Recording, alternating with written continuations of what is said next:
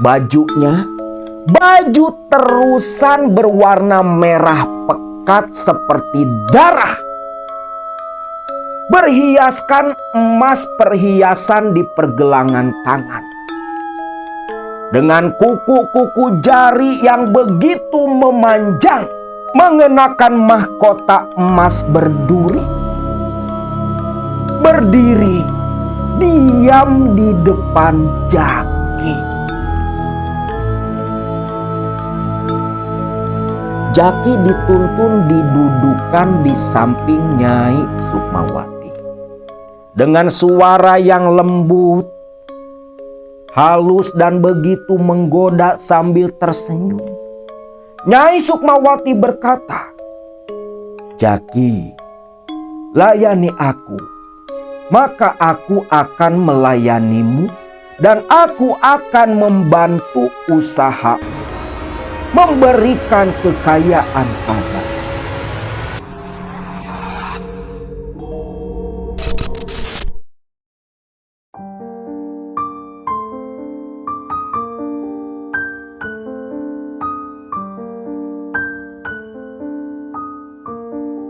Assalamualaikum warahmatullahi wabarakatuh. Salam sejahtera buat semua Baraya KMS dimanapun kalian berada.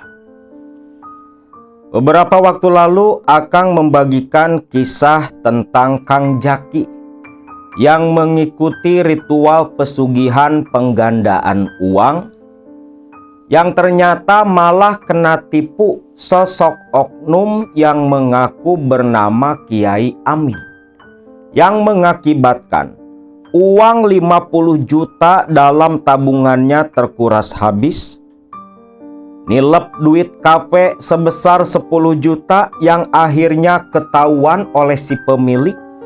Jaki pun langsung dipecat dari pekerjaannya dan terpaksa harus pulang kampung kembali ke Cilangkap, desa tempat tinggalnya. Waktu itu tiba di desa Cilangkap, Jaki ceritakan musibah yang menimpa dirinya kepada kedua orang tuanya. Mang Husen dan Bi Eti yang mendengar musibah yang menimpa sang anak hanya bisa menghela napas panjang, menggelengkan kepala. Raut wajah kecewa terlihat begitu jelas. Jaki, walaupun memang uang itu uang punyamu, uang milikmu, hasil keringatmu, tapi sayang kamu buang-buang seperti itu. Mana ada penggandaan uang di dunia ini? Kalau memang bisa, mungkin semua orang sudah pada kaya raya. Ya gimana lagi, Pak? Soalnya temen Jaki si Andi itu bener-bener, Pak. Dari 10 juta katanya jadi 100. Bahkan Jaki lihat sendiri buktinya. Uang ada, motor baru. Gimana Jaki nggak tergiur, Pak? Iya, tapi buktinya, toh temen kamu itu kan ngilang. Siapa tahu temen kamu itu sekongkol satu komplotan sama si Kiai Amin.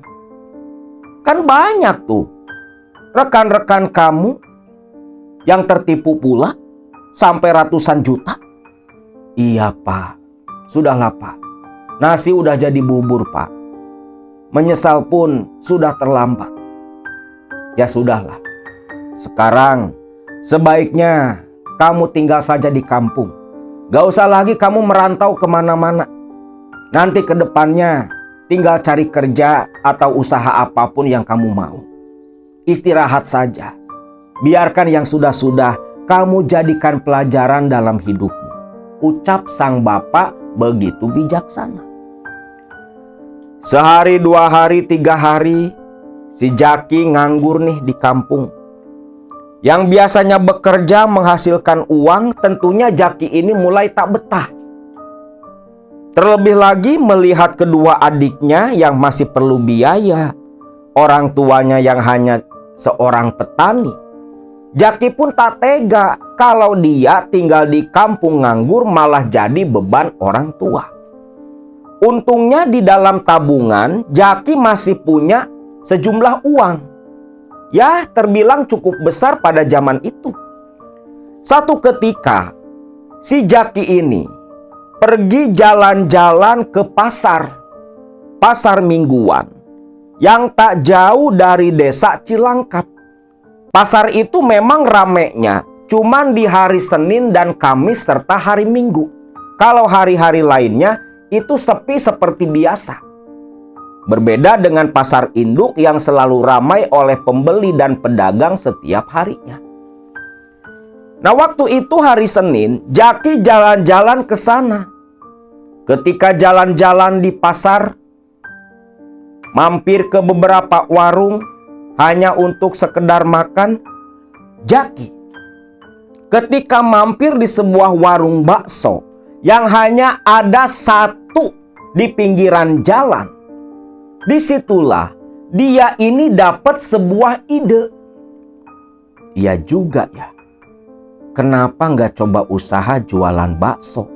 Toh di sini cuman baru ada satu kios bakso yang jualan. Kios itu pun terlihat membludak rame karena cuman satu-satunya. Gak ada lagi tuh. Pasarnya memang gak terlalu besar. Tapi lokasinya ini di pinggiran jalan utama. Rame dengan lalu lalang kendaraan. Jaki pun teringat dulu sewaktu di Bogor punya kawan seorang penjual bakso ayam. Si Jaki sempat diajari resep dari kawannya itu. Dan resepnya masih begitu dia ingat. Karena sudah ada ide mau jualan bakso ayam.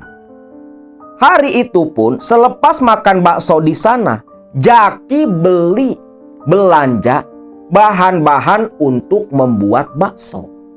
Maksudnya sebelum nanti ide jualannya itu mau dieksekusi, dia mau coba dulu layak atau tidak untuk diperjualbelikan.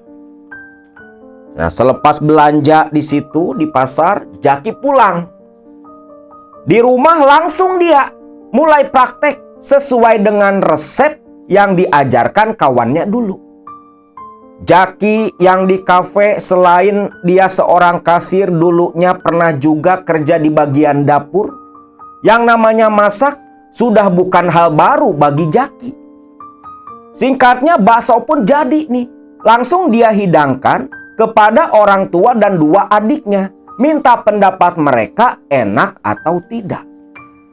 Ketika dimakan oleh kedua orang tua serta adiknya, Jaki pun tersenyum karena kata keluarganya, baksonya itu enak. Gak jauh, gak kalah dari penjual bakso yang ada di pasar. Terlebih lagi, kalau dihitung-hitung, itu lebih murah dari bakso sapi yang biasa mereka beli. Lalu di sini Jaki pun ngomong ke bapaknya Mang Husen, "Pak, gini loh Pak. Waktu Jaki jalan-jalan ke pasar, di situ kan cuman ada satu kios bakso. Nah, Jaki punya rencana Pak, punya ide." "Ide apa?" tanya sang bapak. "Gimana Pak, kalau Jaki coba usaha jualan bakso ayam? Kira-kira laku nggak Pak?" "Ya insya Allah kalau baksonya seperti ini pasti laku. Yang namanya usaha jangan tanggung-tanggung, jangan ragu. Kalau mau langsung aja der. Ada modal nggak kamu buat belanja?" "Alhamdulillah Pak, modal masih ada. Di tabungan masih ada sisa uang. Tapi Jaki pengennya untuk sementara jualannya pakai roda aja Pak." "Gampang. Kalau mau pakai roda, kita tinggal beli bahan-bahannya saja. Nanti Bapak yang buatkan roda jualan untuk kamu," ucap Mang Husen. Jaki pun tersenyum. Rencananya didukung penuh oleh sang bapak. Lalu esoknya Jaki datang ke toko material, beli kayu, papan, dan sejenisnya. Dan bapaknya beli keperluan untuk ban serta as roda yang nanti digunakan roda baksonya Jaki. Selama 4 hari, bapak dan anak ini bahu-membahu membuat roda bakso. Selepas selesai langsung dicat sedemikian rupa, dirapi-rapi. Jaki pun ditemani sang bapak langsung menuju ke pasar Langkat, menyewa dan mencari lapak untuk tempat jualannya Jaki. Akhirnya dapat nih lapak di pinggiran jalan, agak jauh tentunya dari tukang bakso daging sapi. Di situ Jaki dan bapaknya menyelesaikan masalah sewa lapak. Yang selepas itu, esoknya Jaki pun mulai belanja keperluan untuk membuat bakso. Untuk pertama kalinya Jaki jualan di sana. Singkat cerita, hari Rabu, hari baik hasil hitungan sang bapak, Jaki pun langsung berangkat ke lapak di mana rodanya sudah ada di sana. Hari itu pun mulai si Jaki ini jualan. Awalnya 1, 2, 3 jam belum ada satupun yang datang mampir membeli bakso jualan Jaki. Sampai pada akhirnya mulai nih ada 1, 2 orang mampir. Pesan bakso di tempat Jaki, ada yang dibungkus, ada pula yang dimakan di tempat. Dan Jaki merasa senang karena kata pelanggan pertamanya di hari itu, bakso jualannya Jaki begitu enak. Namun anehnya, di hari ketiga Jaki jualan, hari Jumat, sepi bukan main. Jaki sampai terheran-heran ketika melihat beberapa orang yang pernah mampir makan bakso di tempatnya itu lewat begitu saja di depan Jaki. "Mas, bakso mas, mas," teriak Jaki. Namun orang-orang ini seperti tak mendengar dan tak melihat Jaki. Lah, kok pada nggak denger ya? Jaki perhatikan, orang-orang itu malah mampir ke tempat bakso sapi. Waduh, kayaknya lebih pada suka bakso sapi daripada bakso ayam, pikir Jaki. Jaki pun ya hanya bisa menghela napas. Hari Jumat itu sampai jam 11 dia jualan, pulang dulu Jumatan, jam 1 buka lagi sampai sore, hanya layani 3 pelanggan. Itu pun pelanggan baru, bukan yang beberapa hari lalu mampir di tempatnya Jaki. 1 minggu berjalan, makin sepi jualannya Jaki. Jaki pun terheran-heran. Aneh, kok sampai nggak ada yang mampir sama sekali.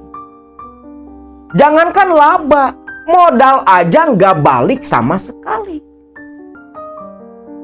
Jaki ingat betul saat itu dia mampir beli rokok ke warung, masih di area pasar. Nah, ketika mampir ke warung beli rokok, ketemulah si Jaki nih sama seorang pelanggan yang pertama dulu datang 2 hari berturut-turut makan bakso di tempat Jaki, bahkan sampai bawa anak istri. Nah, ketika ketemu di warung, "Mas, kemana aja? Baru jualan kok udah tutup lagi? Beberapa hari loh, saya mau mampir lewat, kok warung baksonya tutup, Mas?" Terkejut dong Jaki. "Loh, tutup gimana, Pak? Saya tiap hari buka kok. Belum pernah libur." "Wah, nggak libur gimana? Jelas-jelas tutup loh. Saya sampai berdiri pingak-pinguk di depan roda baksonya si Mas, tapi nggak ada apa-apa.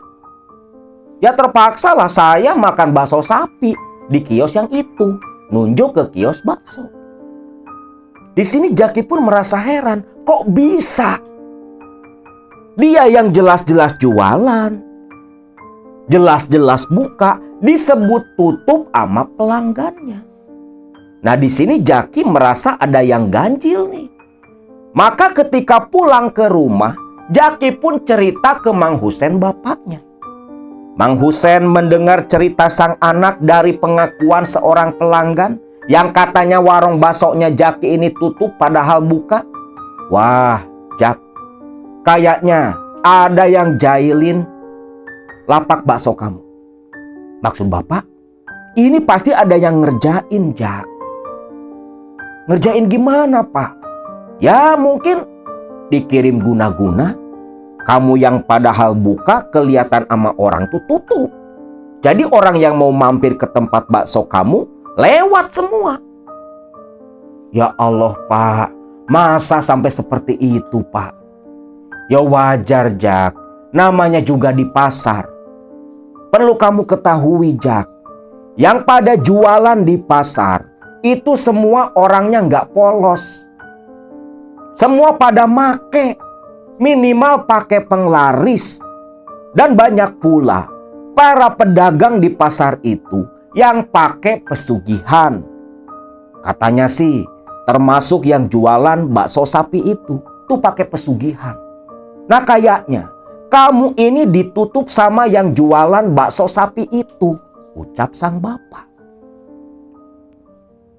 Jaki pun terdiam karena apa yang diucapkan bapaknya ini masuk akal. Lah, terus gimana, Pak? Kalau kayak gini terus ya bisa bangkrut, Jaki, Pak. Jangankan laba, modal aja nggak pada balik sampai sekarang, Pak. Tabungan Jaki makin tipis. Gimana ya, Pak? Udah, begini aja.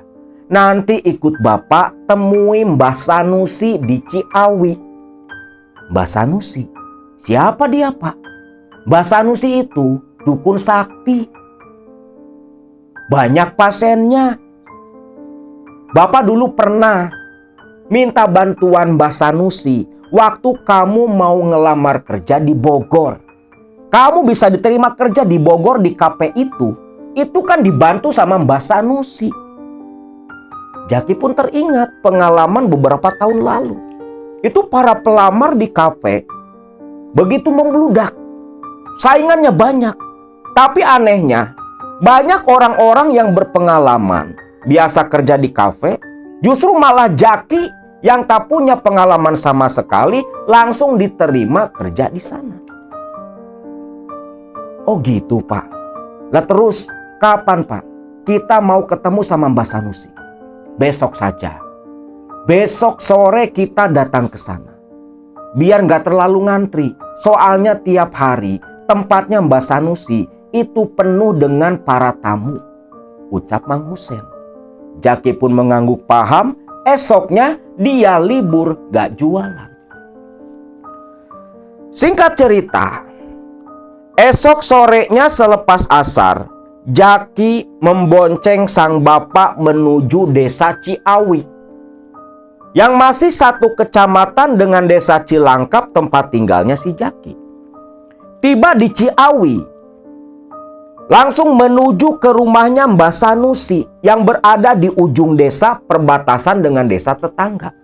Lah bener aja, ketika tiba di sana itu terlihat banyak orang berkerumun. Seperti yang ngantri sembako. Nah, Jak, kamu daftar dulu sama asistennya Mbah Sanusi. Biasa nih pakai asisten loh.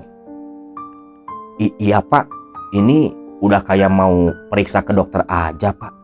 Ya gimana lagi? Tamu di sini tuh rame tiap hari. Cepat, kamu datang ke asistennya. Kamu daftar, nanti nunggu giliran dipanggil, ucap Mang Husen. Jaki pun lantas menemui seorang asisten yang duduk di meja di teras rumahnya Mbah Sanusi. Ngisi buku, kayak buku tamu gitu. Di situ ditanya namanya siapa, asal tempat tinggal dari mana, keperluannya apa. Lah di sini pun Jaki bilang, gini loh Mas, saya ini mau minta tolong sama Mbah Sanusi terkait masalah usaha saya. Pertama, usaha saya seperti ada yang jahilin orang. Dan yang kedua, saya mau minta penglaris dagang. Oh, bisa-bisa. Silahkan ikut menunggu mengantri dengan tamu yang lain. Nanti saya panggil, ucap si asisten yang memperkenalkan diri bernama Mamat. Selepas urusan daftar selesai, Jaki pun langsung temuin sang bapak duduk nongkrong menunggu giliran dipanggil bertemu Mbah Sanusi. 1 jam lebih si Jaki menunggu begitu lama. Terlihat hanya tinggal 3 tamu di depan antrian. Jaki pun bersabar sampai waktu menjelang maghrib barulah tiba gilirannya Jaki. Dan di belakang Jaki masih ada sekitar 5 orang yang ngantri pula ketemu Mbah Sanusi. Ketika azan maghrib terdengar, Jaki dipanggil, Jaki diantar masuk. Ketika tiba di dalam, bertemulah Jaki dengan seorang lelaki paruh baya. Ya mungkin selisih 5-10 tahun dengan sang bapak. Namun terlihat gagah, berwibawa, karismatik. Wajahnya pun terlihat begitu lembut, sedikit memancarkan cahaya.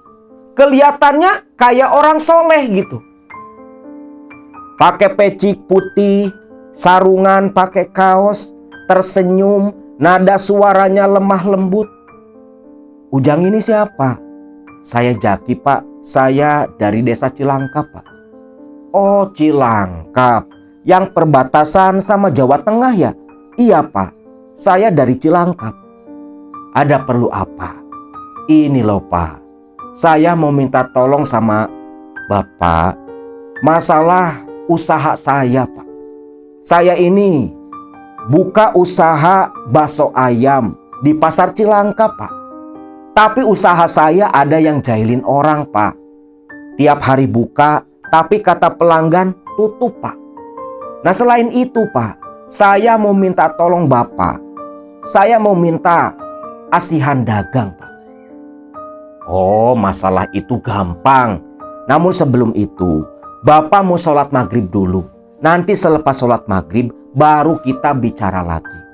Ucap Mbah Sanusi meninggalkan Jaki di ruang tamu sendiri. Kalau yang lain udah pada ke musola itu yang di luar pada sholat maghrib. Karena tak jauh dari rumah Mbah Sanusi ada musola yang biasa digunakan oleh para warga sekitar rumah Mbah Sanusi dan para tamu untuk menunaikan kewajiban mereka.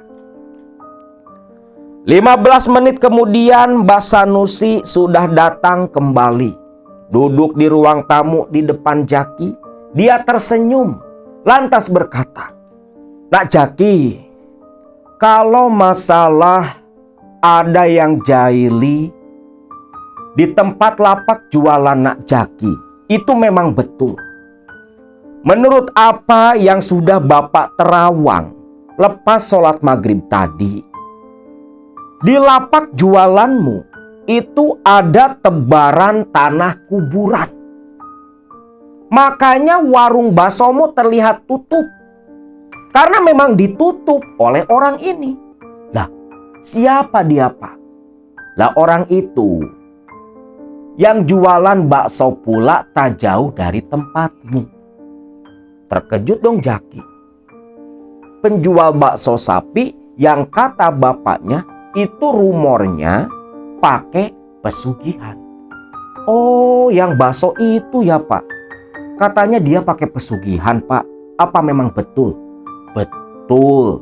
Dia itu pakai pesugihan. Pesugihan pocong. Makanya warung baksomu ditebari tanah kuburan. Dan pocong-pocong sesembahannya yang menutup usahamu." "Waduh, terus gimana, Pak?" "Gampang. Itu bisa Bapak netralisir malam ini juga. Dengan media yang nanti Bapak berikan. Hanya saja, kalau kamu cuma pakai sekedar penglaris untuk jualanmu, itu tak akan bertahan lama. Karena kalah power, kalah kuat dengan yang pakai pesugihan pocong. Memang kalau pakai penglaris itu biayanya tak besar. Tapi ya paling cuma kuat 3 bulan. Nanti kamu harus datang lagi kemari, dicas lagi, ritual lagi, dan terus-terusan seperti itu. bikin repot, dan belum tentu Bapak ini selalu bisa membantu kamu. Kamu lihat, pasien Bapak ini banyak. Keblinger si Jaki di sini puyeng. Pakai penglaris cuma kuat 3 bulan karena saingannya pakai pesugihan. Dan belum tentu Mbak Sanusi bisa bantu total si Jaki karena pasiennya banyak. Lah terus gimana, Pak? Saya pengen usaha saya ini lancar. Saya bisa hidup lah, Pak, dari hasil usaha saya. Ya pokoknya saya pengen kaya raya dari hasil jualan bakso saya, Pak. Ada solusinya. Tapi maharnya begitu besar. Dan kamu kira-kira sanggup atau tidak? Loh, kok gitu Pak nanyanya? Emang solusinya apa, Pak? Nak Jaki, pesugihan hanya bisa disaingi dengan pesugihan pula. Dalam arti, Nak Jaki harus punya pesugihan juga. Nah, di Bapak ini ada. Bapak punya sebuah pesugihan yang sepertinya cocok untuk Nak Jaki. Hanya saja, syaratnya begitu berat. Selain mahar yang cukup besar untuk keperluan ritual, setiap tahun nantinya kamu harus memberikan tumbal. Tumbal. Waduh, apa ndak ada yang gak perlu pakai tumbal, Pak? Nggak ada. Semua pesugihan itu pakai tumbal. Bohong kalau bilang tak ada tumbal. Yang bilang tak ada tumbal itu karena pelakunya sendiri yang jadi tumbal. Tinggal kamu pilih, mau menumbalkan orang lain atau kamu sendiri yang jadi tumbal. Yo, siapa yang mau mati toh? Gak ada kan? Jaki pun berpikir kenceng dia tuh. Mentok sana sini. Ngikut pesugihan harus ngasih tumbal, pakai penglaris, udah jelas gak bakal bener. Tapi Pak, kira-kira tumbalnya ini harus siapa ya, Pak? Yo, kalau masalah itu tergantung jin yang nanti bersekutu dengan kamu. Dan tumbalnya pun hanya diminta selepas pesugihan berjalan 1 tahun. Oh gitu, Pak. Jadi nggak sekarang ritual terus ngasih tumbal.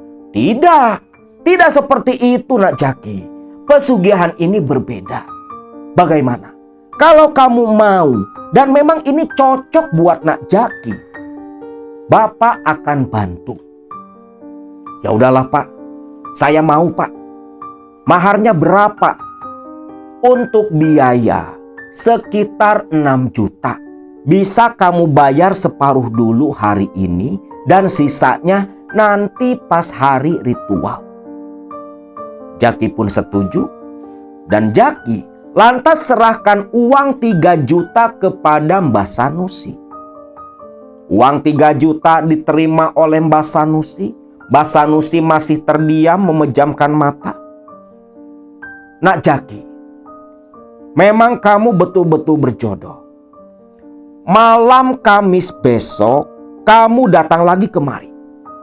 Karena di malam itu, ritual bisa langsung dilakukan. Oh iya, Pak. Ini pesugihannya pesugihan apa? Nak Jaki, pesugihan ini pesugihan rambut kuntilanak, ucap Mbah Sanusi. Meremang seketika bulu kuduk Jaki ketika mendengar pesugihan rambut kuntilanak. Yang entah seperti apa modelannya, karena Jaki begitu awam dan baru mendengar. Namun mendengar kata kuntilanak, udah kebayang dong di pikiran Jaki. Sudah. Jangan berpikir kemana-mana. Nanti pun akan kamu ketahui sendiri pesugihannya seperti apa. Dan tak seperti yang kamu bayangkan, ucap Mbah Sanusi.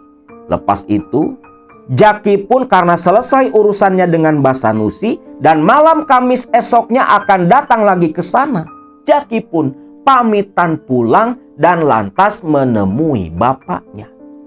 Nah, ketika bertemu dengan sang bapak, Jaki ini ditanyai. Ya, Jaki ceritakan kalau Mbah Sanusi bisa bantu dia menetralisir bahkan menyingkirkan guna-guna yang memang berasal dari penjual bakso sapi.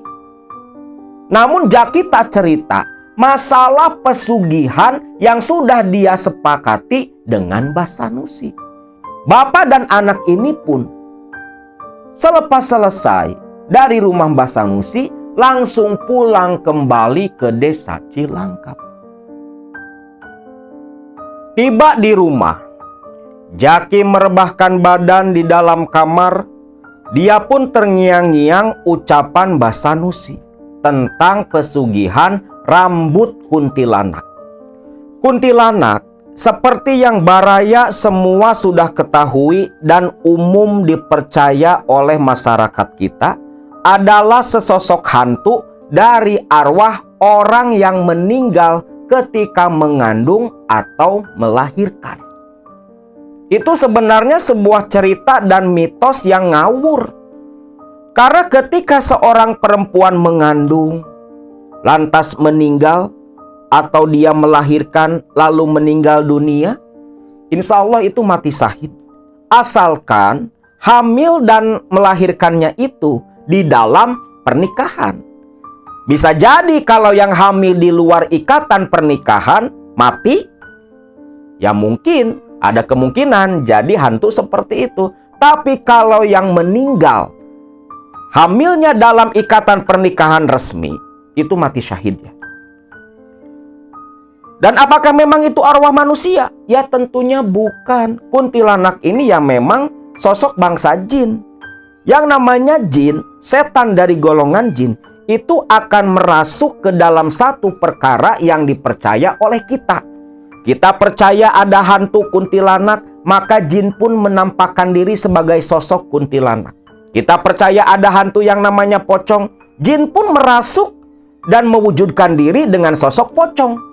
Ya lo pikir aja, yang namanya pocong itu kan diikat kakinya, ada talinya. Lawang waktu dikubur tali pocong semua dibuka, lu pikir ngikat sendiri. Jin kecepatannya secepat cahaya. Mau kemanapun bisa cepat sampai. Ngapain dia jalan lompat-lompat coba?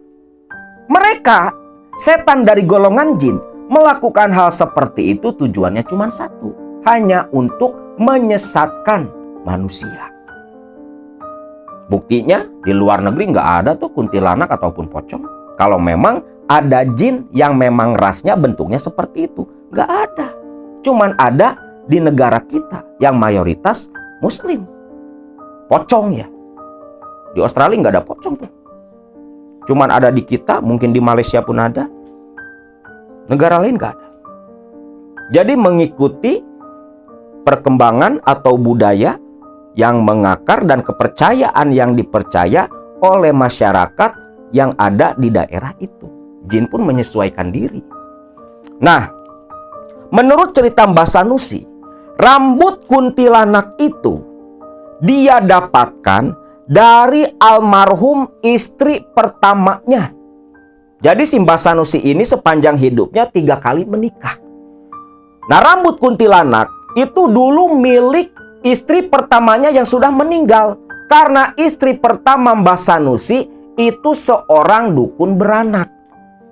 Ceritanya dulu, ketika istri pertama Mbah Sanusi yang berprofesi sebagai dukun beranak, satu saat di tengah malam, ada yang menjemput, meminta tolong untuk membantu proses melahirkan.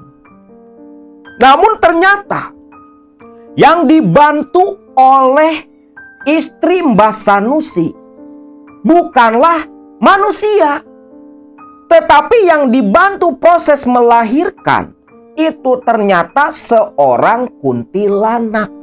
Dan bukan uang yang diberikan sebagai imbalan, tetapi segumpal rambut dari kuntilanak itu yang katanya bisa membantu istri Mbah Sanusi menaklukkan para kuntilanak yang ada di tanah Jawa.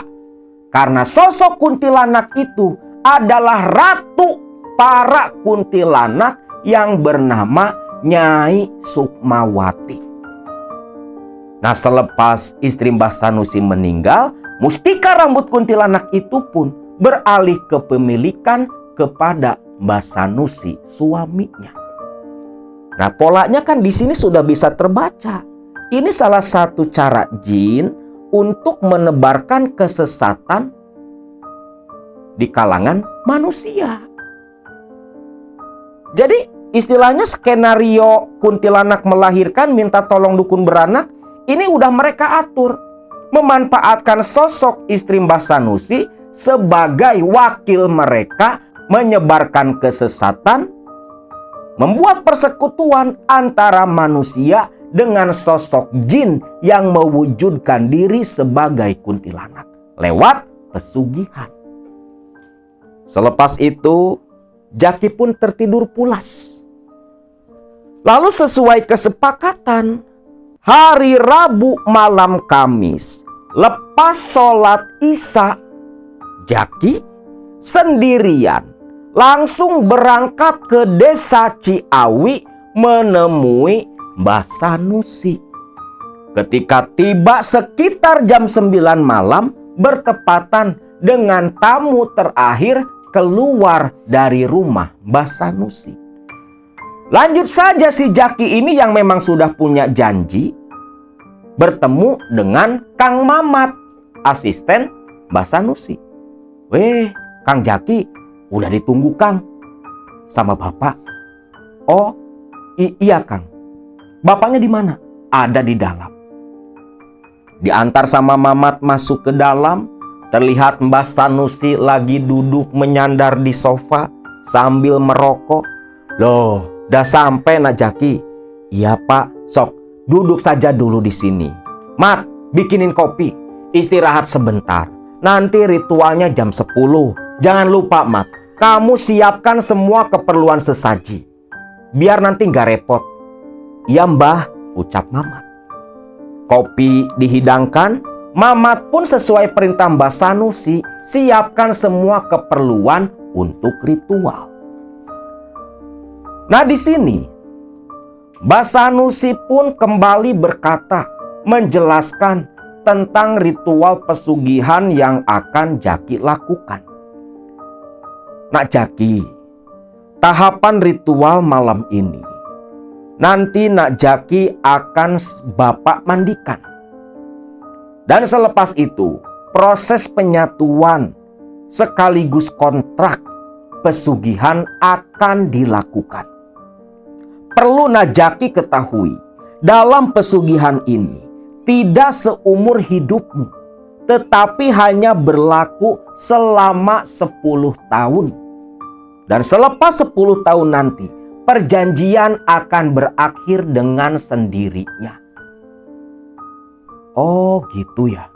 Dalam pikiran Jaki, 10 tahun jalani pesugihan. Waktu itu usianya baru 25 nih. Tambah 10 tahun, 35. Masih banyak waktu untuk bertobat dan memperbaiki diri. Ya karena kan Jaki tahu pesugihan itu sesat, menyimpang, murtad, musyrik. Kelakuan yang begitu dimurkai Allah. Yang penting dia selama 10 tahun ini bisa kaya raya bergelimang harta. Maupun beribadah pun nantinya pasca 10 tahun. Dia nggak perlu lagi memikirkan urusan mencari dunia. Anak istrinya nanti, keluarganya nanti semua hidup bahagia. Itu pikiran sederhananya Jaki. Terus masalah tumbal bagaimana Pak Kiai? Ya sepanjang kontrak itu tentunya kamu harus menyerahkan 10 nyawa manusia. Tetapi siapa-siapanya itu nanti sesuai dengan permintaan Ratu Kuntilanak Nyai Sukmawati. Paham Paham Pak Kiai, paham. Dan ingat, setiap malam Jumat, pasca ritual ini, kamu harus melakukan ritual nyajen. Memberikan persembahan kepada Nyai Sukmawati. Dan untuk praktiknya nanti akan Bapak ajari, ucap Mbah Sanusi. Tepat jam 10, si Kang Mamat datang ke ruang tamu. Bah, itu untuk keperluan ritual semua sudah disiapkan. Di kamar sudah siap, untuk mandi pun sudah siap pula, ucap Mamat. Mbah Sanusi mengangguk, lantas mengajak Jaki langsung menuju ke bagian rumah Mbah Sanusi, ke bagian belakang, menuju ke kamar mandi, di mana Jaki disuruh menanggalkan semua pakaiannya, menyisakan celana dalam, lantas masuk ke kamar mandi di sebuah gentong penuh dengan air dengan taburan kembang 7 rupa, kembang setaman. Dan di sini Mbah Sanusi dia mengeluarkan sebotol minyak wangi yang berbau kembang melati, begitu menyengat. Botol minyak wangi dibuka oleh Mbah Sanusi, diletakkan di pinggiran bak mandi. Beberapa batang dupa lantas dinyalakan Mbah Sanusi pula. Jaki disuruh duduk bersila di lantai kamar mandi. Lantas Mbah Sanusi mulai membaca jampi-jampi, memegang erat begitu kuat kepala Jaki. Lepas itu Mbah Sanusi mulai menciduk air kembang. Dia guyurkan ke tubuh Jaki. Selepas air dalam wadah ember plastik besar habis, Mbah Sanusi mengambil botol minyak melati.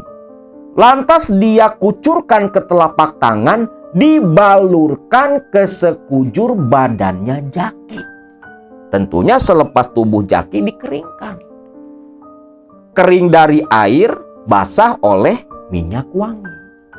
Nah, selepas sekujur badan Jaki dibaluri minyak melati, Jaki pun kembali disuruh mengenakan pakaian, lalu mengikuti Mbah Sanusi menuju ke kamar ritual.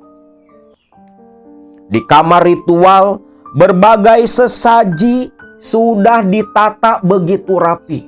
Ada nasi tumpeng, bakakak ayam, telur rebus ayam kampung, dan sesaji lain begitu komplit. Di sini Mbah Sanusi menyuruh Jaki duduk bersila, membuka bajunya bertelanjang dada. Sedangkan Mbah Sanusi duduk menghadap Jaki dan mulai membakar dupa, memejamkan mata, dan terlihat komat kamit seperti membaca mantra. Lepas itu, dari bawah meja kecil tempat sesaji, Mbah Sanusi mengeluarkan sebuah kotak kayu. Nah, di sini si Jaki melihat kotak kayu kecil itu, dia jadi teringat kotak kayu kecil Kiai Amin yang isinya jenglot. Namun ketika kotak kayu dibuka, jauh dari pandangan pikiran Jaki, bukan jenglot isinya, tapi segumpal rambut kasar seperti bulu babi. Nak Jaki, inilah rambut Ratu Kuntilanak Nyai Sukmawati yang sempat Bapak ceritakan tempo hari. Dan nanti kamu akan ritual sendiri di dalam kamar gelap ini. Ketika sosok Nyai Sukmawati datang, kau lakukan saja apa yang Nyai Ratu minta. Itu semua demi kebaikanmu sendiri, ucap Mbah Sanusi. Nah, lepas itu si kotak kayu yang berisi segumpal rambut kasar yang katanya rambut Ratu Kuntilanak. Ratu kok nggak pernah kerimbat. Nah, ini oleh Mbah Sanusi, si kotak kayu berisi rambut itu diasapi dengan asap dupa. Terlihat tangan Mbah Sanusi katanya gemetar. Kotak kayu berisi rambut ini seperti yang hidup. meronta-ronta ingin keluar dari cengkraman tangannya Mbah Sanusi. Sampai akhirnya kembali tenang, lalu diletakkan oleh Mbah Sanusi di antara sesaji. "Pejamkan matamu, Najaki." Jaki menurut, mata dia tutup. Lantas Mbah Sanusi perlahan berdiri, lalu mendekat ke arah belakang punggung Jaki. Mbah Sanusi duduk bersila di belakang punggung Jaki. Lalu Mbah Sanusi berbisik kalau saat itulah dia akan melakukan ritual penyatuan energi dari rambut Ratu Kuntilanak dengan energi dari tubuh Jaki. Diselaraskan. Jaki hanya menurut, dia pun memejamkan mata. Lalu terasa telapak tangan Mbah Sanusi menyentuh punggung telanjang Jaki. Telapak tangan diletakkan di tengah-tengah punggung Jaki di antara dua belikat. Lalu Mbah Sanusi mulai merapalkan mantra dalam bahasa Jawa. Di sela-sela mantra yang diucapkan, nama Nyai Sukmawati terus disebut beberapa kali. Dan ketika lantunan mantra dari mulut Mbah Sanusi terucap, suasana di dalam kamar ritual yang memang begitu gelap, berbau asap dupa yang begitu pekat, terasa semakin menyeramkan. Tubuh Jaki merinding saat itu. Terlebih lagi, dari telapak tangan Mbah Sanusi ada aliran energi hangat yang menyebar ke sekujur badan Jaki bagian luar, lalu merasuk ke dalam. Tubuh Jaki gemetar hebat, bergerak sendiri oleh sesuatu yang merasuk ke dalam tubuhnya. Jaki berusaha menguatkan diri, gigi gemeretak. Ada dorongan kuat dari telapak tangan Mbah Sanusi yang dayanya begitu besar, hampir membuat Jaki terjungkal. Namun Jaki terus berusaha bertahan. Tangan-tangannya dia meremas tikar alas dia duduk, berusaha bertahan. Sampai akhirnya Mbah Sanusi melepaskan telapak tangannya. Lalu kembali berbisik, "Semedilah, tunggu Nyai Sukmawati datang menemui dirimu, mengikat kontrak perjanjian." Jaki mengangguk sebagai isyarat memahami perintah Mbah Sanusi. Mbah Sanusi sendiri, lantas dia berdiri, berjalan perlahan keluar meninggalkan Jaki, menutup rapat pintu kamar ritual. Jaki ditinggalkan sendiri di dalam kamar. Sepeninggalannya Mbah Sanusi, kamar menjadi hening kembali. Tak ada suara apapun, hanya terdengar suara kretekan dari dupa yang terbakar api. Hawa di dalam kamar ritual terasa semakin berat, menekan tubuh Jaki. Lantas, saat itu, Jaki mulai mencium aroma yang begitu asing. Bukan aroma minyak melati, bukan pula aroma asap dupa. Tetapi yang dicium dalam hidung Jaki itu aroma kembang samboja, aroma kematian yang begitu pekat, diikuti pula oleh aroma samar bau bangkai dan anyir menjadi satu. Semakin lama semakin pekat di hidung Jaki. Tak sampai di situ saja, Jaki yang mulai ketakutan semakin takut ingin rasanya lari minggat dari kamar Mbah Sanusi ketika dia mendengar suara tawa kuntilanak yang begitu menakutkan. Bukan hanya satu, tetapi terdengar suara tawa kuntilanak ini saling bersahutan dan terdengar langkah kaki berombongan yang datang menuju ke arah kamar ritual.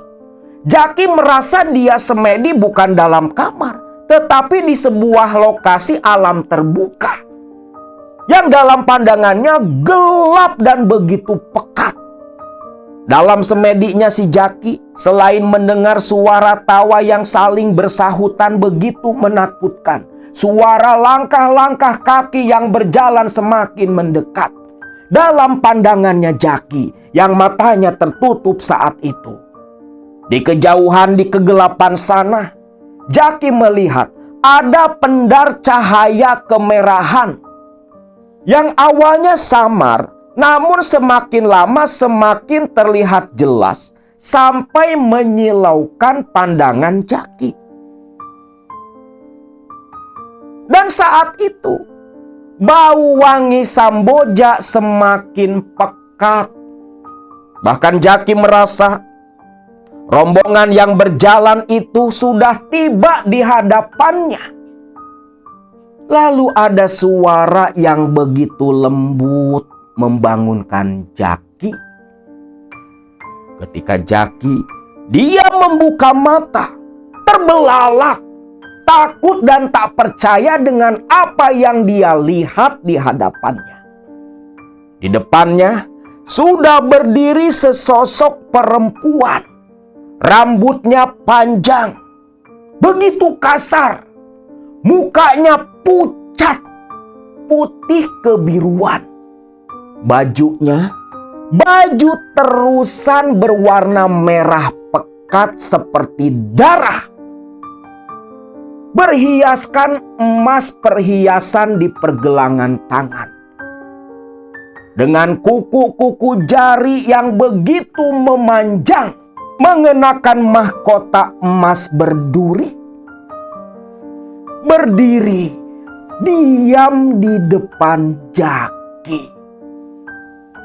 Dan di belakang sosok perempuan berbaju merah ini ada barisan perempuan pula yang tak kalah menakutkan seperti sundel bolong di film Susana. Rambutnya begitu gimbal panjang menyentuh tanah. Dengan baju putih kusam bercampur tanah merah. Sampai bagian bawah menyentuh tanah. Dan makin terkejutnya Jaki. Dia memang tak berada di dalam kamar ritualnya Mbah Sanusi.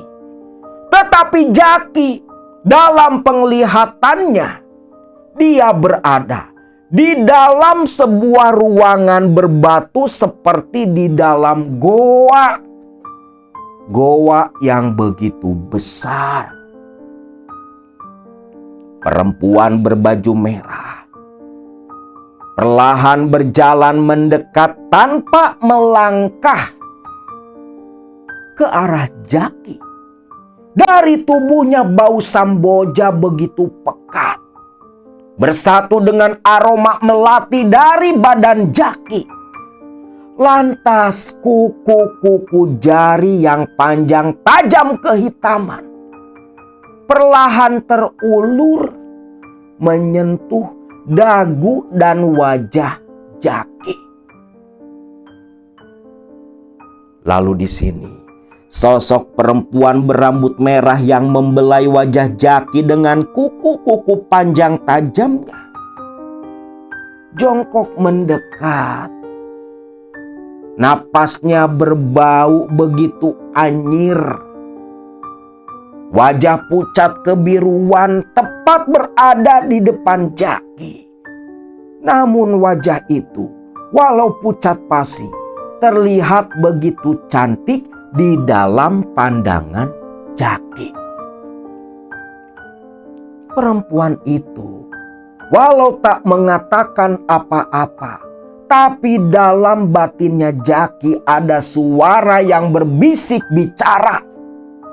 Perempuan itu mengaku bernama Nyai Sukmawati, Ratu Kuntilanak. Ketika wajah si Nyai Sukmawati mendekat ke samping kanan pipinya Jaki, hembusan napas yang begitu dingin membuat tubuh Jaki merinding gemetar. Lantas berbisik lembut, "Layani aku, layani aku," ucap sosok Nyai Sukmawati. Jaki kaku tak merespon.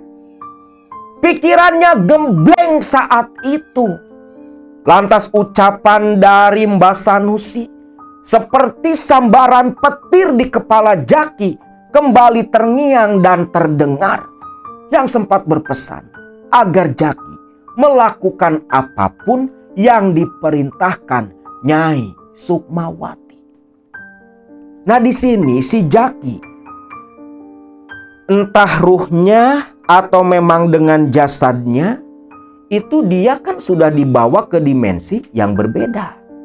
Dohirnya di kamar Mbah Sanusi, tetapi batiniahnya Jaki ini berada di dalam goa yang sepertinya sarang dari si Ratu Kuntilanak Merah, Nyai Sukmawati. Nah, di sini selepas Nyai Sukmawati berbisik di telinga kanan Jaki, rombongan kuntilanak yang berbaju putih kusam, yang mungkin entah itu dayang atau pengawal Nyai Sukmawati, itu satu persatu mencelat terbang, melesat, menghilang dari pandangan Jaki, hanya menyisakan mereka berdua saat itu. Nah, di sini tubuhnya Jaki mulai di luar kendali. Jaki yang kaku duduk terdiam itu perlahan dituntun berdiri. Tangan dingin Nyai Sukmawati menggenggam pergelangan tangan Jaki. Jaki dituntun oleh Nyai Sukmawati masuk lebih dalam di goa besar itu. Goa yang begitu gelap terlihat jelas di pandangan Jaki, namun ketika mereka berdua berjalan, cahaya kemerahan dari tubuh Nyai Sukmawati menerangi lorong tempat mereka berjalan. Jaki dituntun di samping Nyai Sukmawati terus berjalan perlahan di lorong goa yang gelap, yang perlahan mulai menyala terang dari tubuh Nyai Sukmawati. Sampai tibalah di sebuah ruangan goa yang lebih besar. Namun bukan batu-batu goa. Yang dalam pandangan Jaki, ruangan itu layaknya seperti kamar rumah-rumah manusia. Bahkan lebih mewah lagi, layaknya kamar sebuah istana. Dinding-dindingnya bercahaya keemasan, gemerlap oleh intan dan berlian. Dan di kamar besar itu ada sebuah pembaringan. Di sini Jaki dituntun ke tempat pembaringan. Ketika Nyai Sukmawati duduk, wujudnya berubah total. Hilang sudah rambut panjang kasar. Hilang sudah kuku-kuku panjang tajam kehitaman.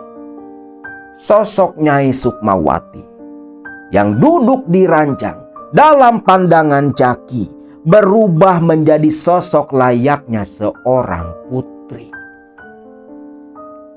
Jaki dituntun didudukan di samping Nyai Sukmawati. Dengan suara yang lembut, halus dan begitu menggoda sambil tersenyum, Nyai Sukmawati berkata, "Jaki, layani aku, maka aku akan melayanimu dan aku akan membantu usahamu, memberikan kekayaan padamu. Jaki yang sudah 100% dalam kendali Nyai Sukmawati hanya menganggukkan kepala. Lantas dia menanggalkan sisa kain yang melekat di tubuhnya. Nyai Sukmawati tersenyum dengan bibir merah semerah delima, menanggalkan pakaian merahnya yang begitu tipis memperlihatkan lekuk tubuh yang menggoda. Jaki didorong pelan ditidurkan di atas ranjang. Yang selanjutnya baraya semua bisa bayangkan apa yang terjadi di antara dua makhluk berbeda alam yang mengikat persekutuan, mengikat perjanjian, kerjasama saling menguntungkan, sebuah ikatan yang diharamkan oleh agama manapun, sebuah ikatan yang begitu dibenci oleh Tuhan, dimurkai Allah Subhanahu wa Ta'ala. Malam itu terjadi antara Jaki dengan Nyai Sukmawati. Di sini Jaki dikendalikan penuh Nyai Sukmawati, hanya mengikuti keinginan sang nyai. Bahkan di sini Jaki, seorang bujangan ting-ting yang tak pernah melakukan hubungan badan dengan perempuan manapun, malam itu menyerahkan keperjakaannya kepada sosok Ratu Kuntilanak yang mulai detik itu menjadi sesembahannya Jaki. Nyai Sukmawati yang memegang kendali pada malam itu. Jaki hanya bisa pasrah melayani. Sampai akhirnya Jaki tertidur begitu lelap, kelelahan. Sedangkan di alam nyata, saat itu azan subuh sudah berkumandang. Mbah Sanusi baru selesai sholat subuh berjamaah di musola, bergegas pulang ke rumah karena tahu betul Jaki sudah kembali dari tempat Nyai Sukmawati. Mbah Sanusi membuka pintu, lantas bergegas menuju ke kamar ritual. Pintu dia dorong terbuka. Dia pun melihat sosok Jaki yang tak berbusana terbaring tidur lelap di samping sesaji. Mbah Sanusi hanya tersenyum, lantas memanggil Mamat, asisten sekaligus keponakannya, untuk membantu membangunkan Jaki. Mamat membawa air yang sudah dijampi oleh Mbah Sanusi. Tiba di dalam, dia cipratkan ke sekujur badan Jaki. Tubuh Jaki pun diguncang-guncang oleh Kang Mamat. Ketika Jaki membuka mata, Nyai, Nyai, sadar Kang, sadar. Akang sudah ada di kamar ritual. Loh, kemana Nyai? Nyai sudah balik ke alamnya. Sudahlah, sekarang kenakan lagi pakaian Kang Jaki. Mbah Sanusi sudah menunggu di ruang tamu. Iya, ucap Jaki dengan tergagap. Jaki perlahan mengenakan pakaiannya. Baru saat itulah Jaki merasakan tubuhnya luluh lantak. Sampai berdiri pun tak kuat. Mamat paham, air dalam botol pun langsung diminumkan kepada Jaki. Lepas itu Mamat membantu Jaki berdiri. Lalu dipapah berjalan ke ruang tamu, duduk di sofa menghadap Mbah Sanusi. Mbah Sanusi tersenyum menyeringai. Masih pakai baju koko, masih sarungan. Mbah dari mana Mbah? Lah si Mbah habis sholat subuh dari masjid. Di sini Jaki baru sadar ada sesuatu yang ganjil. Kan Simbah Sanusi ini dukun. Bahkan ngasih pesugihan ke Jaki. Tapi ke masjid. Lah konsepnya gimana? Bah, Simbah ini kan ngasih saya pesugihan. Dan tempo hari Simbah bilang, saya ndak boleh sholat, saya ndak boleh menjalankan ibadah apapun. Tapi kenapa Simbah sholat ke masjid? Loh, Simbah ini kan cuma jembatan. Jelas dari Simbah Sanusi. Simbah ini cuma jalan. Simbah cuma jembatan. Simbah cuma mengantarkan. Mau yang putih, mau yang hitam. Simbah ini cuma menunjukkan jalan. Berbeda dengan kamu yang memang mengikat kontrak, mengikat jiwa dengan mereka. Oh gitu Mbah. Ya iya, tolong menolong dalam kebaikan itu tak terbatas hanya sesama manusia, tetapi sesama makhluk juga. Nah ini kesesatan seorang dukun yang bersekutu dengan setan, pintar mengelabui orang-orang awam. Jaki hanya mengangguk memahami ucapan Mbah Sanusi. Nak Jaki, sekarang ini kamu sudah resmi bersekutu dan jiwamu sudah terikat dengan Nyai Sukmawati sampai 10 tahun ke depan dari saat ini. Nanti ke depannya seperti yang sudah Simbah bilang, kamu harus memberikan sesaji setiap malam Jumat, terhitung malam nanti. Waktu itu kan Kamis pagi. Dan ketika kamu mau berjualan, nanti rendamlah rambut mustika Ratu Kuntilanak dengan air di samping sesaji yang kamu berikan. Dan esoknya kamu campurkan dengan kuah bakso jualanmu. Paham? Paham, Mbah? Dan ingat, sebelum berangkat jualan, bakar dulu kemenyan. Kau pinta Nyai Sukmawati untuk membantu usahamu. Iya, Mbah, saya paham. Yowis, kamu tunggu sebentar. Lalu Mbah Sanusi berdiri menuju ke kamar ritual. Tak berselang lama, dia datang kembali menemui Jaki, membawa kotak kayu kecil berisi mustika rambut Ratu Kuntilanak. Lalu sebagian dari rambut kasar Nyai Sukmawati itu dimasukkan oleh Mbah Sanusi ke dalam kantung kain berwarna putih. Ingat, benda ini jangan sampai hilang. Ini sebagai tanda ikatanmu dengan Nyai Sukmawati. Dan inilah yang harus kau rendam dalam air. Jangan lupa pula setiap malam Jumat, sediakan sebotol minyak melati. Minyaki kain putih ini. Paham? Paham, Mbah. Kain putih berisi rambut kuntilanak Nyai Sukmawati diserahkan kepada Jaki.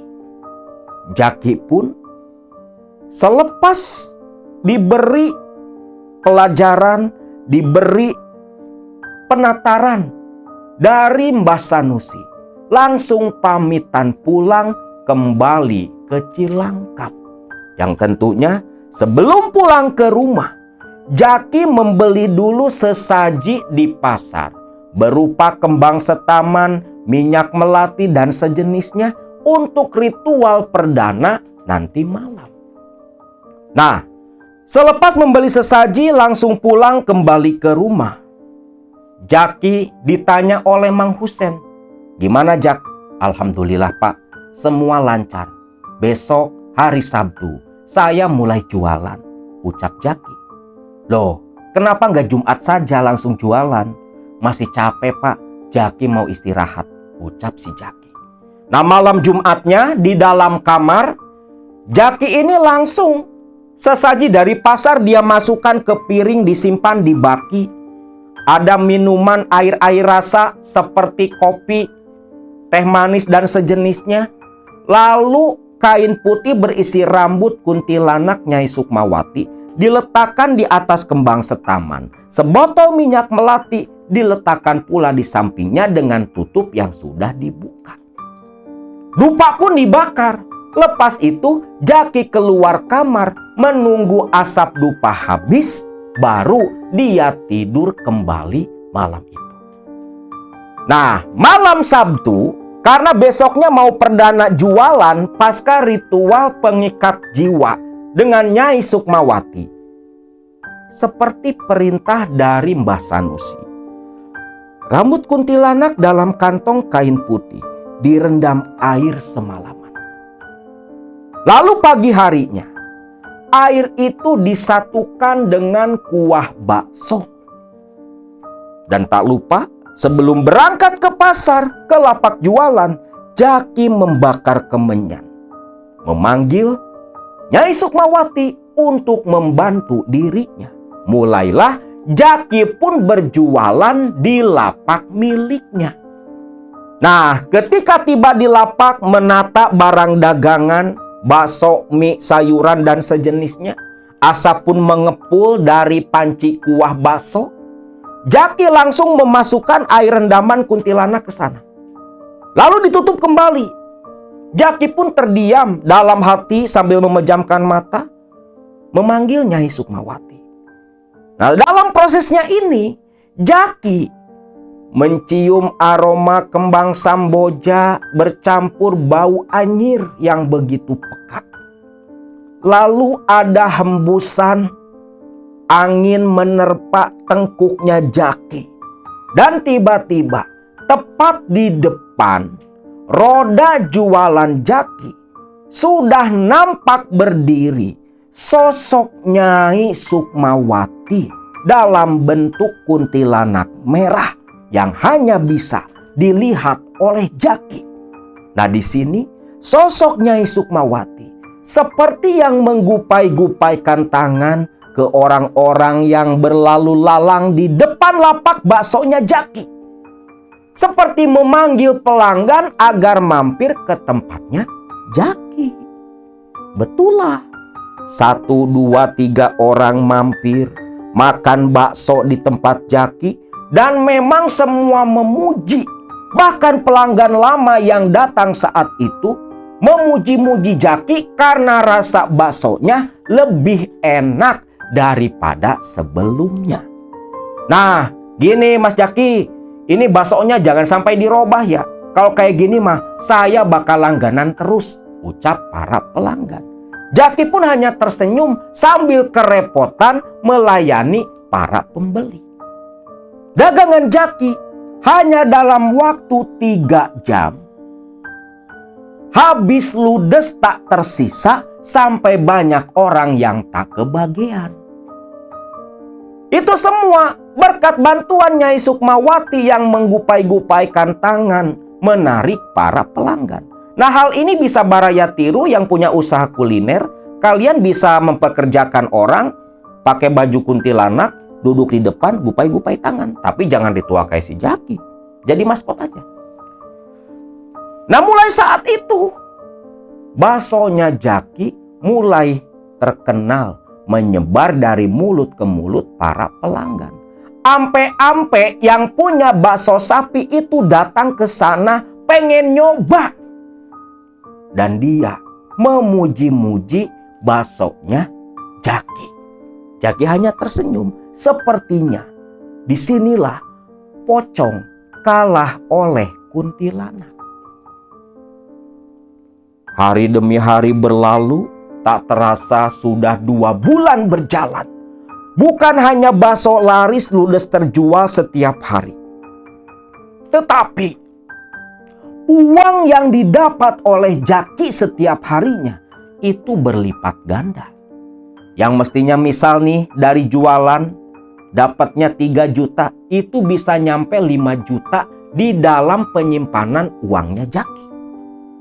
Karena saking banyaknya pelanggan, Jaki mulai kerepotan dan tempat yang merupakan lapak kurang leluasa melayani pelanggan, Jaki pun menyewa 2 buah kios pinggir jalan berbentuk seperti ruko namun tidak 2 lantai. Ruko 1 lantai itu disewa oleh Jaki untuk tempat jualan baksonya. Dan karena pelanggan yang selalu membludak, di sini pun Jaki merekrut karyawan, para pekerja yang semuanya perempuan. Waktu itu ada 3 orang perempuan yang diterima Jaki bekerja membantu dirinya jualan bakso. Bahkan bukan hanya bakso yang dijual Jaki. Jaki pun menambahkan menu-menu baru seperti soteng, bakso ama bonteng tuh. Terus ada pula pentol kuah yang tanpa para pelanggan sadari yang mereka makan bakso kuah rambut Ratu Kuntilanak. Dan dari situlah Jaki yang dulu habis ditipu uangnya oleh dukun lepus Kiai Lepus di Bogor sana, dengan praktik penggandaan uang bangkit kembali, hidupnya sejahtera, bahkan bisa merenovasi rumah orang tuanya, dan saat itu sedang mencari lahan untuk membangun rumah tempat tinggalnya sendiri. Uang mengalir begitu deras seperti air hujan, membuat Jaki tak khawatir hidup sengsara di kemudian hari.